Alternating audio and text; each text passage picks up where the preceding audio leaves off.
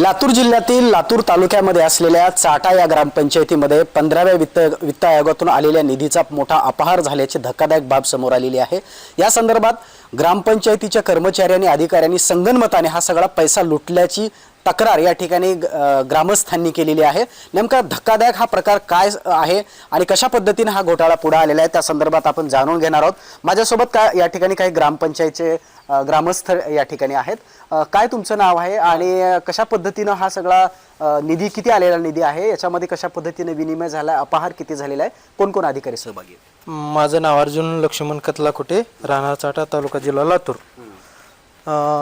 15 आयोगातले एक 50 लाख रुपये आलेले आहेत।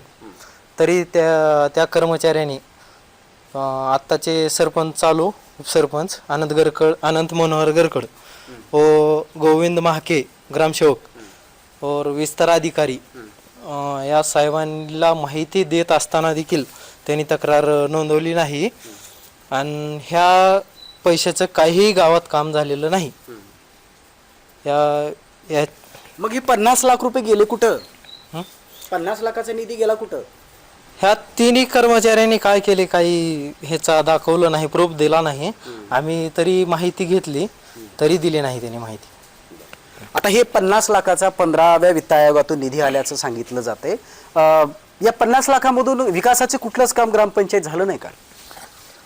मी चाटा इथला रहिवासी असून रामकिशन अंकुशेल गट्टे 50 लाख निधी हा तर आलेला दिसतोच कागदावर, पण खरोखर 10 फूट 100 फूट असे रस्त्याचे बारके बारके तुकडे करून आणि कुठं सोलार बसवलं, कुठं पाणी फिल्टर बसवलं, फिटिंग चार्ज 1 लाख, सोलारचा 1 लाख, असा अनेक चार्ज लावून जवळपास बारीक बारीक कामं दाखवून प्रशासकीय खर्च दाखवून 15 ते 20 हजार रुपये असा काय प्रशासकीय आमच्या चाटा ग्रामपंचायतचा खर्च आहे। एवढा हा मोठा घोटाळा आहे की ग्रामसेवक आणि सरपंच आणि बीडीओ ह्यांना वारंवार तक्रार देऊनही काहीही माहिती देत नसल्यामुळे आता आम्ही अशा परिस्थितीमध्ये आहो की गावात कुठलं काम बघायचं म्हणलं तर तुटपुंज काम दिसतंय, पण 50 लाखाचं जर काम म्हणलं तरी ते आज रोजी 2 ते 3 लाखाचं काम दिसते। बंदिस्त नाले म्हणते तर उगा बारके बारके लेकरांनी जसे खेळायला नाल्या केल्या जातात अशा पद्धतीच्या नाल्या करून त्याच्यावर फडशी झाकून नालीच्या नावाने बिलं काढली आहेत आणि ग्रामनिधीतूनही 7 लाख रुपये जवळपास जमा झालेला ती बी हडप केलेला आहे। त्यामुळं चाटामध्ये असा एवढा निधी वरून सरकार देते असं काहीही दिसत नाही। इतकी मोठा भ्रष्टाचार आहे की सांगताच येत नाही।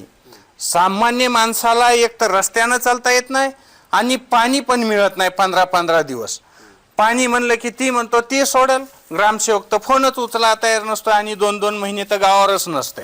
बीडीओ साहेब म्हणतात की ग्रामसेवक रोज तुमच्या गावात असते, मग फोन का उचलित नाही, येत का नाही, अगर कामं का दाखवित नाहीत, अगर काय काम केलं ह्याची माहिती मागून आज 16 डिसेंबरला आयुक्ताला पत्र दिले। 16 डिसेंबरच्या नंतर 2 जानेवारीला सीओ साहेबाकडे पत्र आलं, तरी पण आणखी जर माहिती मिळत नाही तर मागायची माहिती कुणाकडे हेच कळत नाही आम्हाला प्रशासनामध्ये। ह्या महत्त्वाचा मुद्दा आहे। प्रशासनाला विचारायचं का गावात कुणाला विचारायचं हे तर आम्हाला लक्षातच येणं झालंय। आता हे तुमची जी जिल्हा परिषदेची शाळा आहे या शाळेमध्ये सुद्धा जवळपास लाखो रुपयाचं साहित्य त्या ठिकाणी दिलं असं सांगितलं जाते, पण माहिती अशी येते की फक्त एक सिलेंडरच दिला लाख रुपयामध्ये।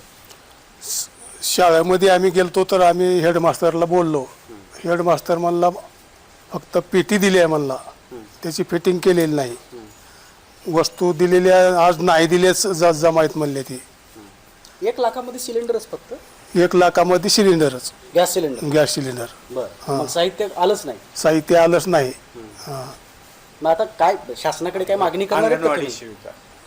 शासनाकडे काय मागणी करणार आहेत का तुम्ही? आता शासनाकर बीडीओला मागणी केली ती, मी प्रत्येक वेळेला अर्ज केला, त्यांनी मानाय तयार नाही। तुम्ही एकटाच येता म्हणले, गाव कसं येत नाही असं बीडीओ बोललं मला। काय नाव बीडीओचं?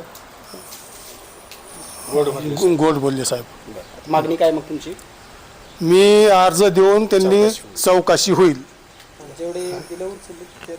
एकंदरीत आपण जर पाहिलं तर या ठिकाणी हे जे चाटा ग्रामपंचायत आहे या ग्रामपंचायतीसाठी शासनाच्या निधीमधून 15व्या वित्त आयोगातून ज्या पद्धतीनं 50 लाखाच्या जवळपास हे सगळं निधी या ठिकाणी आलेला आहे, परंतु या ठिकाणचे ग्रामपंचायतीचे ग्रामसेवक असतील, विद्यमान सरपंच असतील, विस्तार अधिकारी असतील आणि BDO असतील, या सगळ्या अधिकाऱ्यांनी या ठिकाणी संगनमत करून हा सगळा निधी लुटण्याचं हडपण्याचं काम केल्याचा गंभीर आरोप या सर्व ग्रामस्थांनी केलेला आहे। त्यामुळे येणाऱ्या काळामध्ये जिल्हा परिषदेच्या असतील किंवा शासनाच्या पातळीवरती वरिष्ठ पातळीवरती या सगळ्या गंभीर प्रकरणाची आणि या सगळ्या आर्थिक गुन्ह्याची या ठिकाणी चौकशी व्हावी अशी मागणी सुद्धा ग्रामस्थांकडून केली जाते। त्यामुळे प्रशासन नेमकी कोणती भूमिका घेतं आणि या दोषी अधिकाऱ्यांवरती कारवाई करतं का हे पाहणं तेवढंच महत्त्वाचं होणार आहे। अजय गुडके, जय महाराष्ट्र न्यूज, लातूर।